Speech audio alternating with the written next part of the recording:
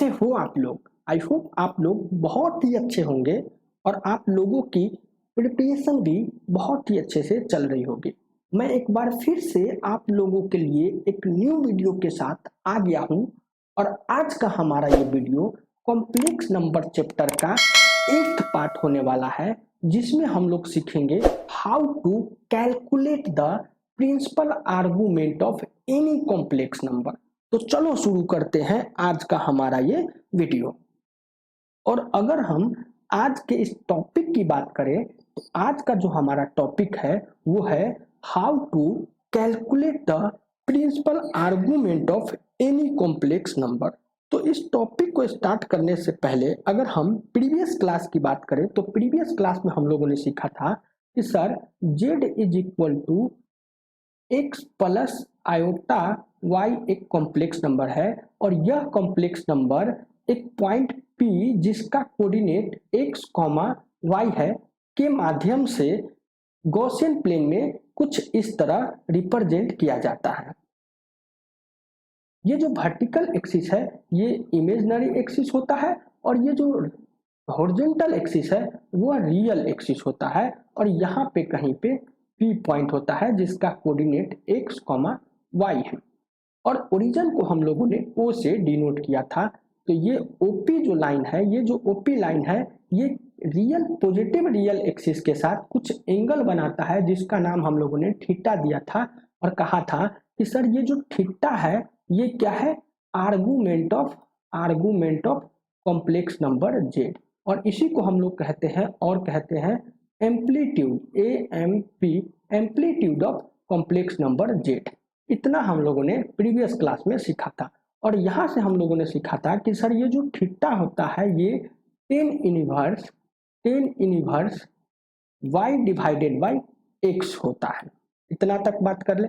उसके बाद हम लोगों ने सीखा था कि सर ये जो थीटा होता है इस थीटा का इनफाइनाइटली मेनी मोर वैल्यू हो सकता है। कहने का मतलब कि किसी भी कॉम्प्लेक्स नंबर का जो आर्गुमेंट होता है उसका वैल्यू इनफाइनाइटली मेनी मोर हो सकता है। किस तरह कि सर अगर हम लिख सकते हैं argument of z is equal to, अगर थीटा है तो इस आर्गुमेंट को हम इसके बराबर भी लिख सकते हैं थीटा प्लस 2πn और यहाँ पे n जो होगा वो होगा 0, 1, 2, 3 एंड सो ऑन। तो ये जो आर्गुमेंट है, ये जो थीटा है, ये इनफाइनाइटली मेनी मोर वैल्यू हो सकता है। तो बट बात करते हैं, हम लोगों ने प्रीवियस क्लास में सीखा था कि सर ये जो थीटा जो होता है इस थीटा का वैल्यू अगर -π से लेकर के अगर पाई के बीच होता है, -π से लेकर के पाई के बीच अगर इस थीटा का वैल्यू होता है तो उसको हम लोग कहते हैं कि सर ये प्रिंसिपल आर्गुमेंट है। किसका प्रिंसिपल आर्गुमेंट है? इस z का प्रिंसिपल आर्गुमेंट होता है जब थीटा के वैल्यू -π से लेकर के पाई के बीच होता है। और प्रिंसिपल आर्गुमेंट को हम लोगों ने अल्फा से डिनोट करना सीखा था। हम लोगों ने डिनोट किया था कि जो सर प्रिंसिपल आर्गुमेंट होगा, किसी भी कॉम्प्लेक्स नंबर का जो प्रिंसिपल आर्गुमेंट होगा उसको हम अल्फा से डिनोट करेंगे। तो इन सारे चीजों को हम एक नोट्स बना करके यहाँ पे लिखेंगे। तो हमारा यहाँ पे है कि sir if this theta is lies between -π to π, then this argument is known as principal argument and this principal argument is denoted by alpha। इतना तक हम लोगों ने सीखा। हम लोगों ने अब तक क्या डिस्कस किया कि सर ये जो अल्फा है ये प्रिंसिपल आर्गुमेंट होता है कब, जब थीटा के वैल्यू -π से लेकर के पाई के बीच अगर होता है तो उस आर्गुमेंट को हम कहते हैं कि ये हमारा प्रिंसिपल आर्गुमेंट है और उस प्रिंसिपल आर्गुमेंट को हम अल्फा से कैलकुलेट करते हैं। इतना तक समझ में आ रहा है? अब बात आता है कि सर ये जो प्रिंसिपल आर्गुमेंट है इस प्रिंसिपल आर्गुमेंट को हम कैसे कैलकुलेट करेंगे, आज के इस वीडियो में हम लोग सीखेंगे। तो ये जो प्रिंसिपल आर्गुमेंट होता है ये बेसिकली इन बात पे डिपेंड करता है कि सर ये जो पॉइंट P है ये किस क्वाड्रेंट में लाइज कर रहा है। तो आगे हम देखते हैं, आगे क्या देखते हैं कि सर ये जो प्रिंसिपल आर्गुमेंट अल्फा है it depends on the quadrant in which the point P lies. क्या मतलब हो गया कि सर यहाँ पे हम लोगों ने देखा कि जो ये प्रिंसिपल आर्गुमेंट अल्फा है वो इस बात पे डिपेंड करेगा कि सर ये हमारा पी पॉइंट जो है ये किस क्वाड्रेंट में लाई करेगा। क्वाड्रेंट कहने के क्या मतलब हो गया कि सर हमारे जो ये गॉसियन प्लेन में जो हम लोगों ने लिखा है इसके 4 क्वाड्रेंट होंगे। पहला ये फर्स्ट क्वाड्रेंट हो गया, ये सेकेंड क्वाड्रेंट होता है, ये थर्ड क्वाड्रेंट होता है और ये फोर्थ क्वाड्रेंट होता है। तो सर ये पी किस क्वाड्रेंट में लाई करेगा उस बात पे डिपेंड करेगा हमारा ये प्रिंसिपल आर्गुमेंट अल्फा। तो सबसे पहले हम सीखेंगे कि सर ये जो सबसे पहले जो हमारा नेक्स्ट जो टॉपिक होगा वो हम सीखेंगे कि how to check the complex number lie in which quadrant. क्या करना सीखेंगे कि जो हमारा कॉम्प्लेक्स नंबर दिया हुआ है वो किस क्वाड्रेंट में लाई करेगा, इस बात को हम लोग यहाँ पे डिस्कस करेंगे। तो यहाँ पे सबसे पहले हम लिख लेते हैं, यहाँ पे क्या होगा कि ये हमारा क्वाड्रेंट है, ये हमारा गॉसियन प्लेन है जहाँ पे ये इमेजिनरी एक्सिस होता है और ये रियल एक्सिस होता है।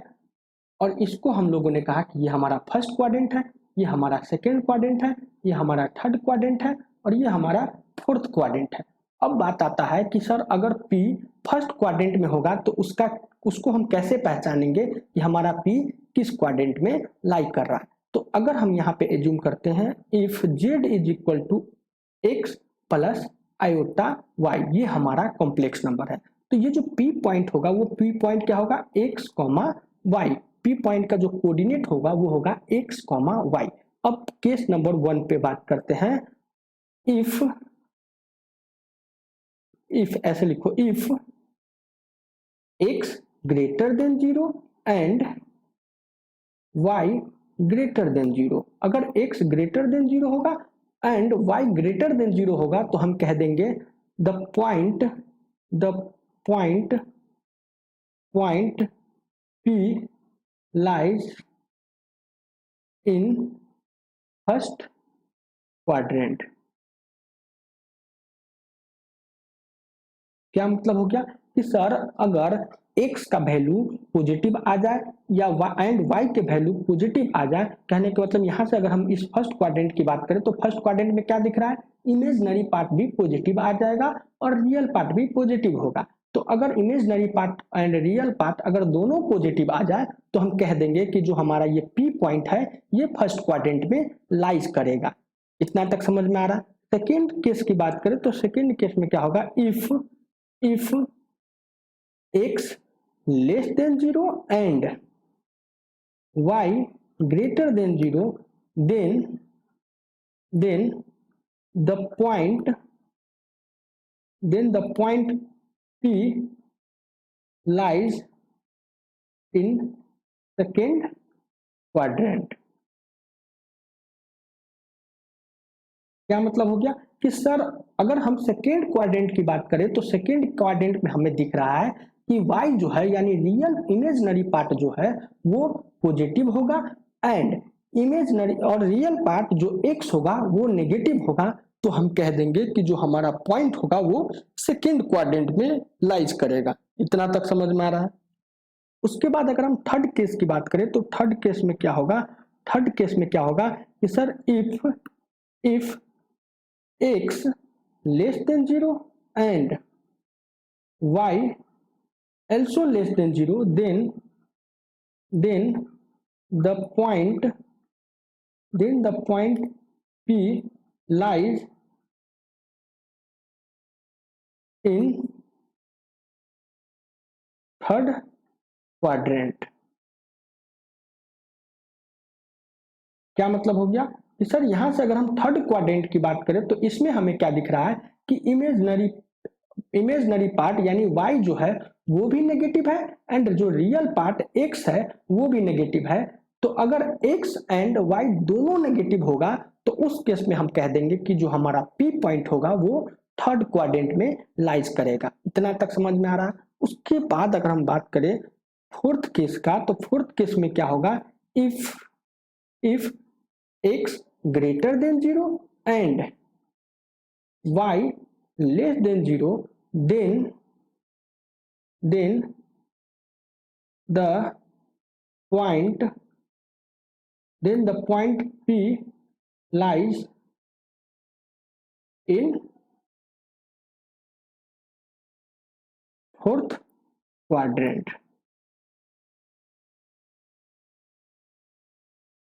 फोर्थ क्वाड्रेंट क्या मतलब हो गया कि सर अगर हम फोर्थ क्वाड्रेंट की बात करें तो फोर्थ क्वाड्रेंट में क्या दिख रहा है कि जो रियल एक्सिस है यानी कि जो एक्स है वो पॉजिटिव होगा और जो इमेजिनरी एक्सिस है जो वाई है वो नेगेटिव होगा। तो हम कह देंगे जो हमारा पी पॉइंट है वो क्या होगा, फोर्थ क्वाड्रेंट में एग्जिस्ट करेगा, फोर्थ क्वाड्रेंट में लाइज करेगा। इतना तक हम लोगों ने सीखा। अब तक हम लोगों ने क्या सीखा कि अगर कोई complex number z is equal to x plus iota y दिया होगा तो उसको हम लोग कैसे पता करेंगे कि ये z किस क्वाड्रेंट में लाई कर रहा है। अगर हम एग्जाम्पल्स की बात करें तो एग्जाम्पल्स हम यहाँ पे कुछ देखेंगे और सीखेंगे कि हम ये हमारा जो कॉम्प्लेक्स नंबर है वो कुछ किस क्वाड्रेंट में लाइज कर रहा है। तो एग्जाम्पल्स की बात करें तो पहला एग्जाम्पल है z इज इक्वल टू 2, ऐसे लिखो z is equal to 2 plus 3 iota. दूसरा एग्जाम्पल क्या हो गया, z is equal to 5 minus 9 आयोडा।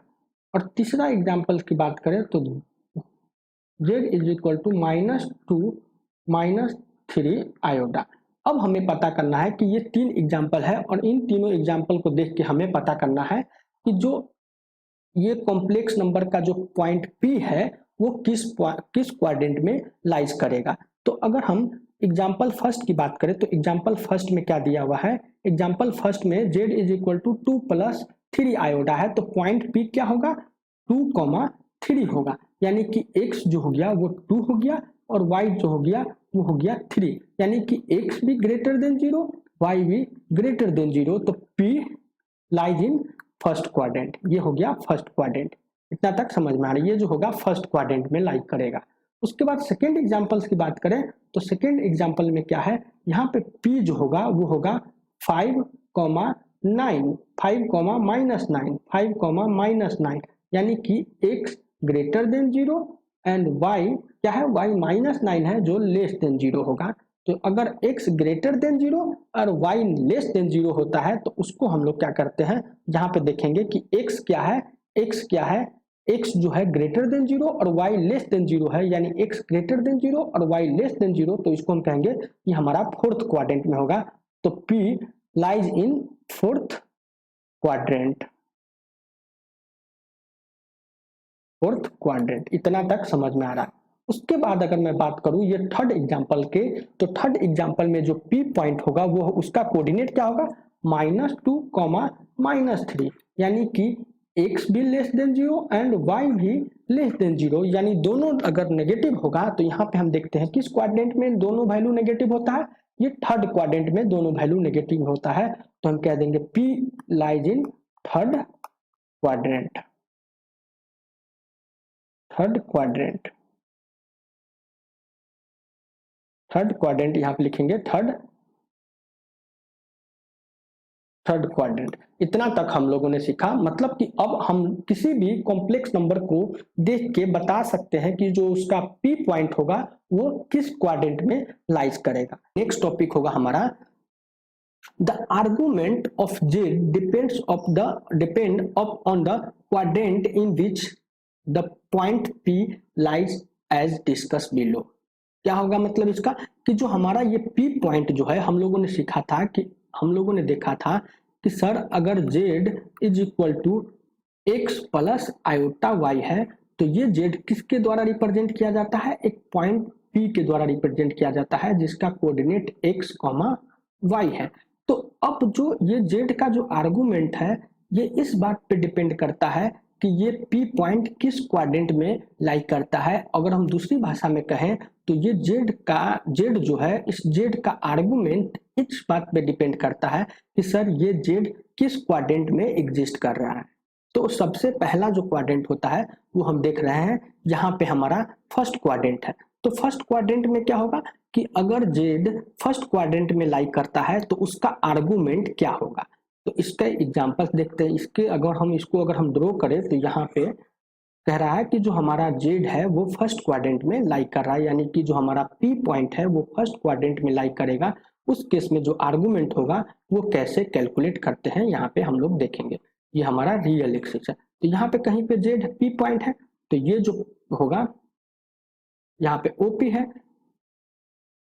तो ये जो थीटा है, ये थीटा क्या हो जाएगा, थीटा जो होगा टेन थीटा जो हो जाएगा, टेन थीटा जो हो जाएगा वो हो जाएगा, यहाँ पे एम है तो P M divided by O M, यहाँ से हो जाएगा y डिवाइडेड बाई एक्स, यानी कि थीटा जो हो जाएगा डायरेक्ट, थीटा जो हो जाएगा ten inverse y divided by x, ये हो गया। अब यहाँ पे हम लिखेंगे एज्यूम आर्गुमेंट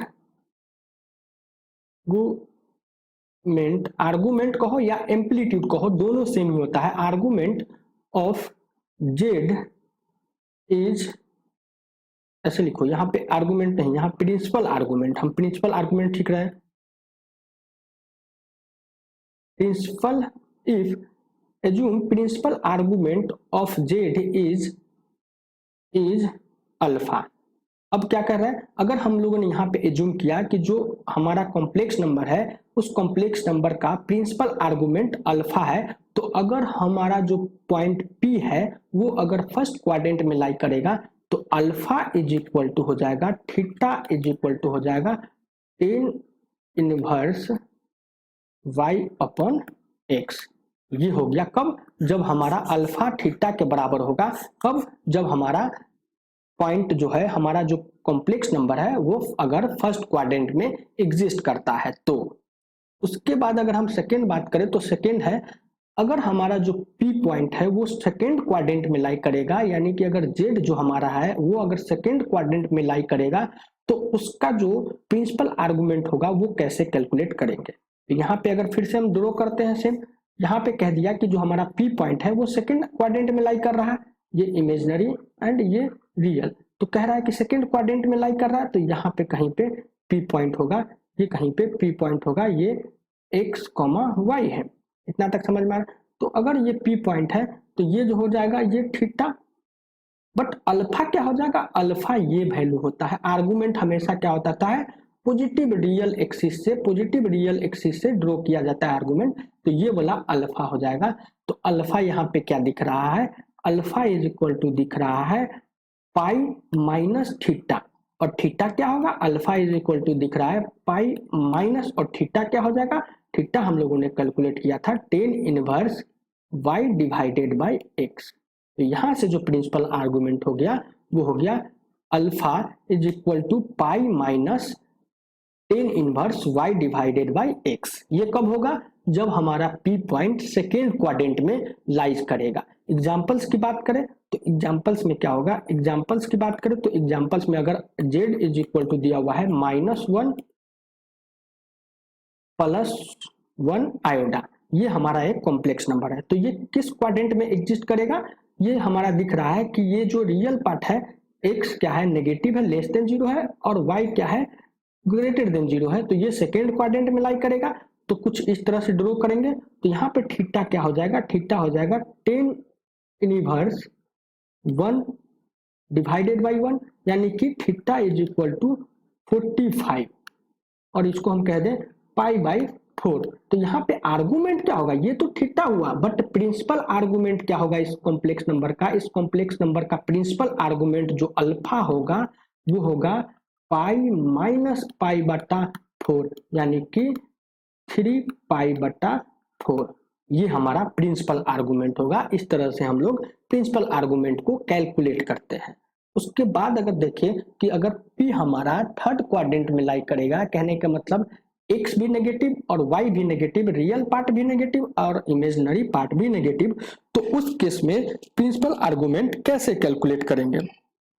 तो यहाँ से फिर से हम ड्रॉ करते हैं, यहाँ से ड्रॉ कर रहे हैं, तो जो ये हमारा कह रहा है P पॉइंट जो है, ये क्या कह रहा है, P पॉइंट जो हमारा है ये एग्जिस्ट कर रहा है थर्ड क्वाड्रेंट में। थर्ड क्वाड्रेंट में यहाँ पे P पॉइंट है जिसका कोऑर्डिनेट जो है, ये कोऑर्डिनेट की बात करें तो ये है x, y, ये तक समझ में आ रहा। ये हमारा हो गया थीटा, ये हमारा हो गया थीटा, ये थीटा हो गया, ये क्या है, ये y है, और ये क्या है, ये हमारा x है, सिंपल सी बात है। तो आर्गुमेंट क्या होता है, ये रियल एक्सिस से एंगल कैलकुलेट करते हैं, ये रियल एक्सिस से इसका एंगल होता है। तो ये हो गया आर्गुमेंट। ये क्या हो जाएगा, ये नेगेटिव में जा रहा है, तो ये हो जाएगा सिंपल सी बात, ये अल्फा की बात करें तो अल्फा क्या हो जाएगा, alpha is equal to minus pi minus theta. ये तक समझ में आ रहा है, पाई माइनस थीटा। क्यों, क्योंकि ये क्लॉकवाइज जा रहा है, ये क्या कर रहा है, क्लॉकवाइज जा रहा है, तो एंगल क्या होगा, माइनस में आएगा। क्लॉकवाइज जब आता है तो एंगल क्या होता है, माइनस में आता है। तो ये जो अल्फा हो जाएगा माइनस पाई माइनस थीटा, ये वैल्यू हो जाएगा माइनस पाई माइनस थीटा। और ये अगर एंटी क्लॉकवाइज जाता है, जब एक्स एक्सिस से, रियल जो एक्सिस है उससे अगर एंटी क्लॉकवाइज जाता है तो वो जो एंगल होता है वो प्लस में आता है, और अगर क्लॉकवाइज जाता है तो वो जो एंगल आता है वो माइनस में आता है। तो यहां से अगर हम लिखे तो अल्फा क्या हो जाएगा, माइनस पाई प्लस थीटा, यानी कि अल्फा जो हो जाएगा minus pi plus 10 inverse y divided by x। Examples की बात करते हैं कि अगर z का वैल्यू क्या हो गया, -1 माइनस आयोटा, ये दिया हुआ है। तो इसका आर्गुमेंट कैसे कैलकुलेट करेंगे, इसका प्रिंसिपल आर्गुमेंट कैसे कैलकुलेट करेंगे उसके बारे में हम देखते हैं। तो सबसे पहले थीटा की बात करें तो थीटा क्या होगा, 10 इनवर्स 1 -1 डिवाइडेड बाई -1, यानी कि 10 इनवर्स 1, और 10 इनवर्स 1 का वैल्यू होता है पाई बटा 4। तो यहाँ से जो अल्फा हो जाएगा वो हो जाएगा माइनस पाई प्लस पाई बटा 4। तो यहाँ से क्या हो जाएगा, -3 पाई बटा 4। ये वैल्यू आ गया। क्या, ये जो वैल्यू आया ये प्रिंसिपल आर्गुमेंट है। किसका प्रिंसिपल आर्गुमेंट है, z is equal to -1 minus iota का प्रिंसिपल आर्गुमेंट है। इतना हम लोगों ने सीखा। उसके बाद अगर मैं नेक्स्ट की बात करूं तो नेक्स्ट हमारा है कि अगर हमारा कॉम्प्लेक्स नंबर फोर्थ क्वाड्रेंट में लाई करता है, उस केस में जो हमारा प्रिंसिपल आर्गुमेंट होगा वो कैसे कैलकुलेट किया जाएगा। तो यहाँ पे क्या होगा, फोर्थ क्वाड्रेंट कहने के मतलब x भी पॉजिटिव और y भी पॉजिटिव, सॉरी फोर्थ क्वाड्रेंट में जब लाई करेगा, फोर्थ क्वाड्रेंट में कब लाई करेगा, जब x पॉजिटिव, बट यहाँ पे इसको बात करें तो ये क्या वैल्यू होगा, ये y जो हो जाएगा लेस देन 0 होगा, y ग्रेटर देन 0 नहीं होगा, y नेगेटिव होगा। फोर्थ क्वाड्रेंट में हम लोग जानते हैं फोर्थ क्वाड्रेंट कहाँ पे होता है, हम लोगों ने डिस्कस किया है अभी। फोर्थ क्वाड्रेंट ये वाला फोर्थ क्वाड्रेंट होता है। तो ये वाला क्वाड्रेंट में हम लोग दिख रहे हैं कि यहाँ पे कहीं पे P पॉइंट है।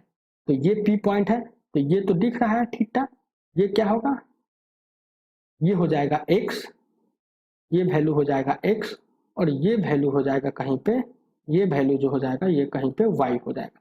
तो थीटा जो हो गया ये क्या हो गया, क्लॉकवाइज जा रहा है, रियल एक्स एक्सिस से क्लॉकवाइज जा रहा है। तो यहाँ पे जो थीटा अल्फा हो जाएगा वो हो जाएगा माइनस थीटा के बराबर।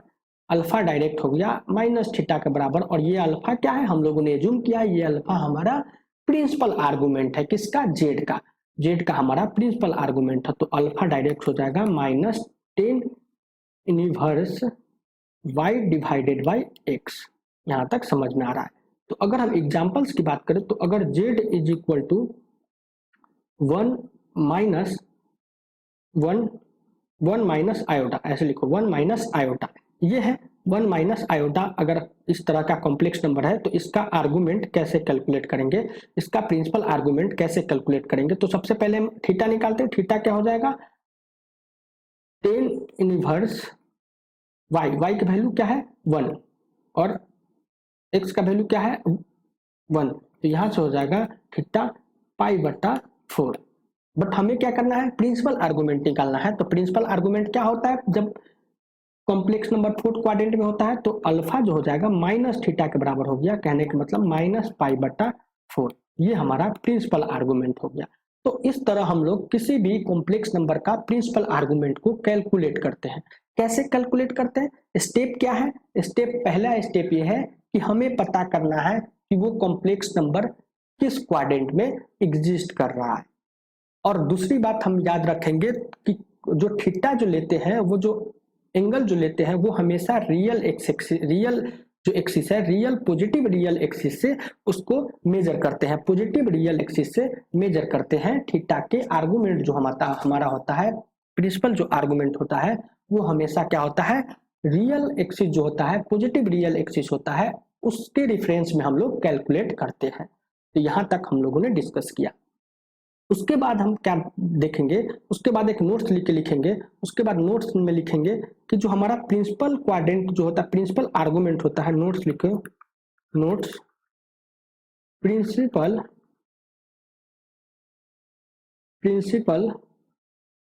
Argument of a complex number of a complex number always lies between minus pi greater than argument of z और यहाँ पे लिखो और alpha, principal argument alpha less than is equal to pi. यहाँ पे एक बात देखने वाला है कि ये जो प्रिंसिपल आर्गुमेंट होता है वो माइनस पाई के बराबर कभी भी नहीं होगा, माइनस पाई के बराबर कभी भी नहीं होगा। माइनस पाई से छोटा होगा और पाई से माइनस पाई से बड़ा होगा और पाई से छोटा होगा और पाई के बराबर भी हो सकता है। प्रिंसिपल आर्गुमेंट पाई के बराबर भी हो सकता है, बट माइनस पाई के बराबर कभी नहीं होता है, माइनस पाई से हमेशा बड़ा होता है। तो जो हमारा प्रिंसिपल आर्गुमेंट है वो माइनस पाई से लेकर के पाई तक, माइनस पाई से पाई के बीच ही होता है कोई वैल्यू, तो उसको हम कहेंगे प्रिंसिपल आर्गुमेंट है हमारा उस कॉम्प्लेक्स नंबर का। तो आज के लिए इतना ही, इससे आगे हम नेक्स्ट वीडियो में डिस्कस करेंगे। Thank you so much.